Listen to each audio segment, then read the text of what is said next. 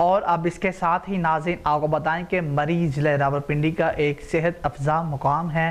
یہ راولپنڈی سے 60 کلومیٹر دور اور سطح سمندر سے 7500 فٹ کی بلندی پر واقع ہے، جہاں پر بہت سی تاریخی مقامات موجود ہیں کہ جن میں سے ایک جی پی او کا میوزیم اپنی نمایاں تاریخ رکھتا ہے۔ اسی پر مزید دیکھیں گے یہ رپورٹ۔ جی بالکل، 1849 میں پنجاب پر قبضہ کرنے کے بعد جب انگریزوں کو کسی سرد مقام کی تلاش ہوئی تو مری کے قریب ایک جگہ منتخب کی گئی اور اس طرح 1851 میں وہاں پہلی بار تعمیر ہوئی۔ 1907 تک پنڈی سے مری کا سفر ٹانگوں کے ذریعے کیا جاتا تھا، جس میں 2 دن صرف ہوتے تھے، جبکہ آج کل سفر 1 سے 1.5 گھنٹے کی مسافت کا ہو گیا ہے۔ مری کے دل فریب نظارہ اپنی مثال آپ ہے۔ یہاں پر بہت سے تاریخی مقامات بھی موجود ہیں، جن میں متعدد تاریخی اسکول اور چرچ شامل ہیں، لیکن مری کے خوبصورت دل جی پی او چوک، جس کو دیکھ کر سیاح اور اس کے ساتھ سیلفی نہ بنائے تو ان کی تفریح مکمل نہیں ہوتی۔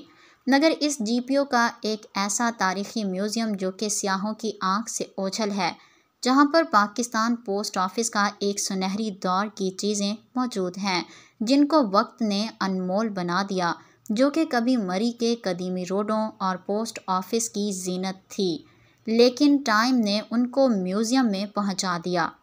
پاکستان کے سب سے خوبصورت شہروں میں سے ایک شہری مری، جس کے ایک اپنی قدیمی تاریخ ہے، جس کو ہنری لانس نے 1851 میں ٹاؤن کا درجہ دیا اور ساتھ ہی ایک پوسٹ آفس کا قیام کیا، جس کو آج تک مری کے مال روڈ کی زینت کہا جا سکتا ہے۔ اس پوسٹ آفس میں جہاں اس وقت کی چیزیں موجود ہیں، وہاں ہی اس کی بلڈنگ اپنی تاریخ بھی پیش کرتی ہے۔ اس میوزیم میں ان تمام لوگوں کی تصاویر موجود ہیں جنہوں نے تحریک آزادی میں اپنا کردار ادا کیا، جس کو خراج تحسین پیش کرنے کے لیے ان کی تصاویر کو ایک دیوار پر لگایا گیا ہے، جس کو پائنیئرز آف فریڈم کا نام دیا گیا ہے۔ 1851 سے 1928 تک کی پوسٹ آفس میں استعمال ہونے والی کتاب، جو کہ فارسی میں لکھی گئی تھی، 100 سال سے زائد عرصہ گزرنے کے باوجود بھی اسی پوسٹ آفس کے میوزیم میں موجود ہے۔ اس کے علاوہ وہ تمام لیجرز جو کہ ہاتھ سے لکھے جاتے تھے 1800 سے 1990 تک استعمال ہوئے تھے، چونکہ اس وقت کمپیوٹر کا نام بھی موجود نہ تھا، جبکہ برٹش کے تمام لا اینڈ آرڈر بکس بھی موجود ہیں جن کے تحت اس وقت کا نظام چل رہا تھا۔ اس کے ساتھ ساتھ اس وقت میں جو ٹکٹس جو کہ جی پی او میں پیسوں کے مانند ہوتے ہیں، جو کہ 20 پیسہ اور 40 پیسہ کی ہوتی تھی۔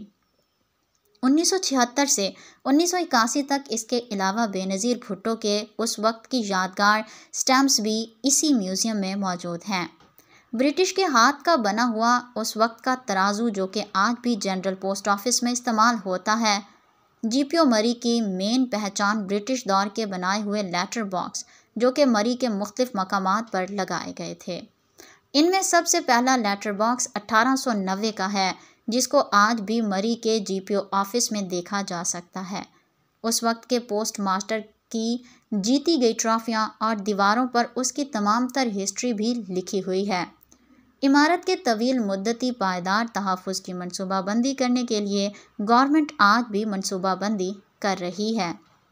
تزئین و آرائش کے منصوبے میں 1970 کے بعد کے چھتے ہوئے، جو کہ 1970 کے بعد بنائے گئے تھے۔ اس کے علاوہ برآمدے سمیت بلڈنگ کو اس کی اصل شکل میں دوبارہ تعمیر کرنا شامل ہے، جیسا کہ 1910 میں تھا۔ اس میں پیچیدہ تفصیلات کے ساتھ تفصیلی چنائی اور لکڑی کے کام شامل ہیں۔ عمارت کے فرش کو سنگ مرمر سے بچھانے کا فیصلہ کیا گیا ہے، کیونکہ آج اصل فرش کا کوئی ثبوت نظر نہیں آتا۔